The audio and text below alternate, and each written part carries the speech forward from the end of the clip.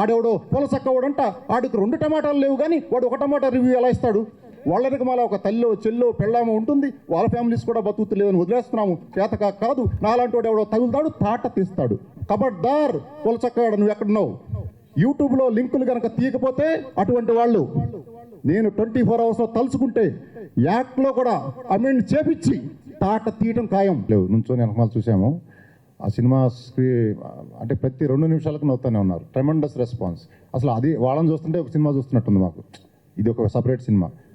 Cinema తర్వాత వాళ్ళు మాట్లాడే విధానం ఒక్కడ కూడా నెగిటివ్గా మాట్లాడతలా. అంటే 5-6 థియేటర్లో నిన్న మాకు లైవ్గా చూసిన దాని ప్రకారం ఒక్క రిపోర్ట్ కూడా నెగిటివ్గా లేకుండా చాలా అద్భుతంగా ప్లెజెంట్గా చాలా హ్యాపీగా ఎంజాయ్ చేస్తూ, అసలు కోట్లు ఖర్చు పెట్టి ఒక ప్రొడ్యూసర్ అనేవాడు థియేటర్లు కట్టి ఏసీలు ఇచ్చి అన్ని ఫెసిలిటీస్ ప్రొవైడ్ చేసి ₹1,00,00,000 ఖర్చు పెట్టి 100 రూపాయలకే నీకు ఎంటర్టైన్మెంట్ ఇస్తున్నాడు కదా. అసలు ప్రొడ్యూసర్లు ఈ 24 క్యాప్స్ లేకపోతే ఎంటర్టైన్మెంట్ ఎక్కడి నుంచి వస్తుంది మీకు? దాని మీద బతికే వాళ్ళందరూ ఏమైపోతారు? సమాజము, దేశము ప్రతిదీ ఎదగాలంటే 4 ఉంటాయి కారుకు చక్రాలు ఉన్నట్టు. జ్యుడిషియల్, లెజిస్లేటివ్, ఎగ్జిక్యూటివ్ 3 చక్రాలు అయితే ఆ 4వ చక్రమేనా ఈ జర్నలిజము? అది అందరికీ తెలుసు. కాకపోతే అటువంటి తులసి తోటలో గంజాయి మొక్కలు లాంటి కొంతమంది జర్నలిజం ముసుగుతో, వాళ్ళు అసలు జర్నలిస్టులే కాదు, ఎక్కడో చీకటి రూమ్లో కూర్చొని ఇరిగిపోయిన చైర్లో సిగరెట్ కొట్టుకుంటూ వాడు ఒక వెబ్సైటో యూట్యూబో పెట్టుకొని, వాడు సినిమా చూడకముందే ఒక ట్రైలర్ టీజర్లను కట్ చేసి వాడు ఒక వీడియో రెడీగా చేసుకొని డబ్బులు డిమాండ్ చేస్తూ ప్రొడ్యూసర్లని పరాన్న జీవుల్లాగా.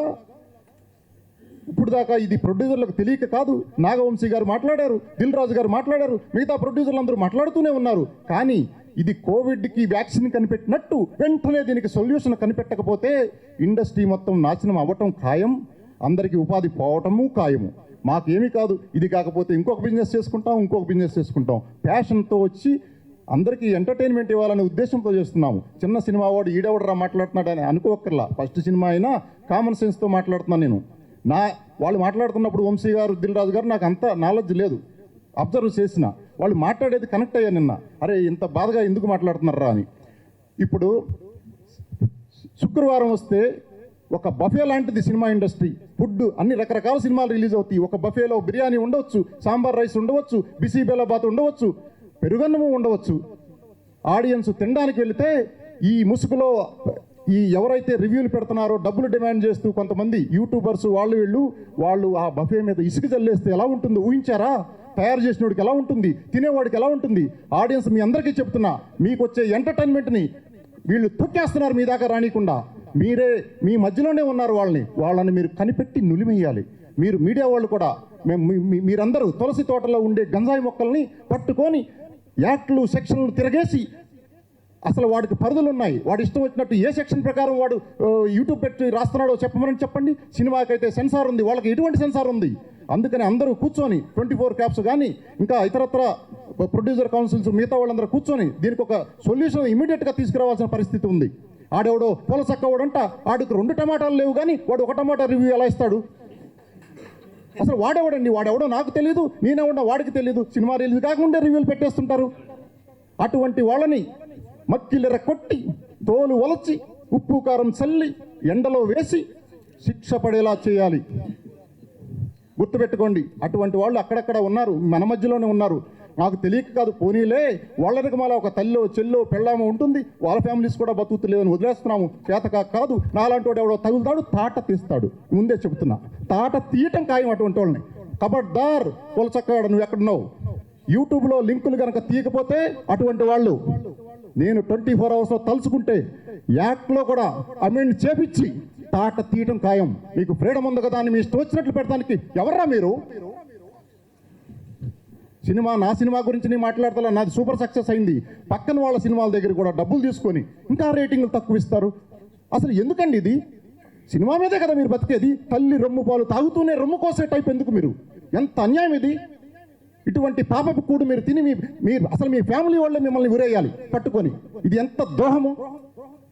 పెద్ద ప్రొడ్యూసర్లు అందరికీ తెలుసు. వెంటనే కూర్చొని దీని మీద కోవిడ్ వ్యాక్సిన్ కనిపెట్టినట్టు వెంటనే సొల్యూషన్ కనిపెట్టకపోతే ప్రొడ్యూసర్కి ఒక బడ్జెట్, సినిమా తీయడానికి ఒక బడ్జెట్, పబ్లిసిటీకి ఒక బడ్జెట్, వాటన్నిటికంటే వీటికి ఎక్కువ బడ్జెట్ పెట్టుకోవాల్సిన పరిస్థితి. అసలే జనాలు సినిమాకి థియేటర్కి రాక ఇబ్బంది పడుతుంటే వచ్చే జనాలను కూడా ఇసుక చల్లేసి బిర్యానీలు తినకుండా చేస్తున్నారు. మేము ఆఫర్లు పెట్టాము, ఈ ఆఫర్లు మీ చేతికి అందనీయకుండా చేస్తున్నారు. ఐఫోన్లు పెట్టాము, అవన్నీ మీకు అందనీయకుండా కాలర్ రాస్తున్నారు. పబ్లిక్ టాక్ చూస్తేనేమో 100% పాజిటివ్గా ఉంది. నేను అనేది ఏంటంటే అందరూ సినిమా థియేటర్ మా సినిమాని ఆదరిస్తున్నారు, మాకు ప్రాబ్లం ఏం లేదు, బాగా లాభాలు వస్తున్నాయి, ఆల్రెడీ నో ప్రాబ్లం. వేరే సినిమాలు 2 సినిమాలను కూడా నేను గమనిస్తున్నాను, అవి మంచి చెప్పాను కదా, బఫేలో రకరకాల ఫుడ్ ఉంటుంది, ఏది చెడ్డ ఫుడ్ కాదు. 100 రూపాయలకే మీకు ఎంటర్టైన్మెంట్ ఇస్తుంటే మీరు అసలు ఒక కామన్ సెన్స్తో ఆలోచించండి. అసలు ఎంత కష్టపడతారు ఒక సినిమా యూనిట్ మొత్తం అని చెప్పి ఎందుకు ఈ విధంగా చేస్తున్నారు? అటువంటి వాళ్ళని మీ మధ్యలోనే ఉన్నారు, ఎక్కడో కనిపెట్టి మాకు చెప్పండి. 24 hours టైం ఇవ్వండి నాకు, వాడిని కనుమరుగు లేకుండా చేస్తాం. కబడ్దార్, పూల చక్కవాడు కావచ్చు, ఇంకొకటి కావచ్చు, జాగ్రత్త. Thank you so much. అందరూ ఇండస్ట్రీ అండి, అందరూ దాని మీదే బతుకుతున్నారు, అందరూ దాని మీద, మేము దాని మీదే మీరు దాని మీద బతుకుతున్నప్పుడు ఎక్కిన చెట్టునే కోస్తే ఎలా ఉంటుంది? తెలుగు ఫిల్మ్ హబ్ అని ఇంకా ఇతరత్ర కొన్ని కంప్లైంట్ ఆల్రెడీ పెట్టాము ప్రొడ్యూసర్ కౌన్సిల్లో, వెంటనే స్పందించారు. Okay, we should appreciate that. Release అవ్వకముందే పెట్టాడు రివ్యూ 24 hours ముందు. ఇప్పుడు వర్జిన్ బాయ్స్ మూవీ అనేవాడు ఆ పోల్ చక్కాయి వాడు రెడీ చేసుకుని వాడు కూడా ముందే, అంటే మన సినిమాతో వాడు ఫేమస్ అవ్వాలంటున్నాను. వేరే మూవీలు పెట్టలేదు, అసలు అవి చూసి పెట్టొచ్చు కదా, వేరే మూవీలు చూడొచ్చు కదా, వాటి గురించి ఎందుకు పెట్టలేదు అంటే చెప్తున్నాను. వాడు కూడా ఫేమస్ అవుదాము, ఏదో ఒక కంట్రవర్సీ చేసి వాడికి ఎందుకులే చెప్పింది మళ్ళీ చెప్తాము. ప్రమోషన్స్ కనిపిస్తున్నాయి కాబట్టి దీన్ని పట్టుకుంటే ఇది చేద్దామని. అంటే అతను మాట్లాడింది కూడా యూట్యూబ్లో చాలా గలీజ్గా మాట్లాడాడు. దానికి అది బాడీ షేమింగ్, అది లిటరల్గా దట్స్ లీగల్ ఒఫెన్స్ అది. సో డెఫినెట్గా అతని పైన అయితే యాక్షన్ తీసుకుంటాం మేము ఖచ్చితంగా. అండ్ మా హీరోయిన్స్ గురించి మా యాక్టర్స్ గురించి మాట్లాడే ముందర ఫస్ట్ అతన్ని అద్దంలో చూసుకోమనండి. So that's really wrong. అది అమ్మాయిల గురించి బాడీ షేమింగ్ చేస్తే ఇంకంతే, బయటకు రారు, ఇంకా తీహారే. అది తెలియదేమో. అదే కాదు, బార్డర్స్ క్రాస్ చేసి మాట్లాడినా రివ్యూస్ పెట్టినా ఉన్నాయి సెక్షన్స్, మన వాళ్ళు చూసి చూన్నట్టు వదిలేస్తున్నారు. అది ఒక్కసారి నాలాంటి వాడు ఎవడో తగులుతాడు తిక్కలోడు. అయిపోయి నేను వచ్చే ముందే మాట్లాడొచ్చా కొంతమంది సెంట్రల్ మినిస్టర్లతో ఆఫీసర్లతో, ఏం చేయాలి ఏంటని విచారించి. కొద్దిగా అలర్ట్ ఉండండి, ఎట్లా పడితే అట్లా రాయొద్దు. డబ్బులు కావాలంటే రకరకాల విధానాలు ఉంటాయి. ఎవరో ఎంటర్టైన్మెంట్ని తొక్కేసి మీరు ఇంకా దాని గురించి మాట్లాడొద్దు. శవాల మీద ఇవి ఏదో అంటారు కదా, పేలాలు తినండి, శవాన్ని కూడా కోసుకు తింటున్నారు. శవాల మీద పేలాలు తింటే ఓకే, శవము అక్కడికి వెళ్ళేలోపు శవం కూడా ఉండదు, ఉట్టి అది పాడి ఉంటుంది, శవాన్ని కూడా కోసేస్తున్నారు. ఏం లేదు బ్రదర్, ప్రతి సినిమా పరిస్థితి ఇలాగే ఉంది. Thank you so much. కొంచెం మీ అందరూ సపోర్ట్ కావాలి. వాళ్ళు ఎవరో కనిపెట్టండి, ఒకళ్ళిద్దరు ఉన్నారు, అట్లాంటి వాళ్ళని ఎంటర్టైన్ చేయమాకండి.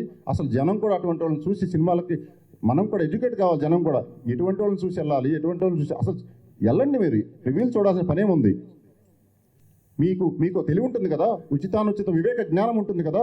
ఎవడో రివ్యూ చూసి ఆడెవడో దాన్ని పట్టుకొని సినిమాకి వెళ్ళాల్సిన పనేముందంట? మీకు ఎంటర్టైన్మెంట్ కావాలా వద్దా? Thank you.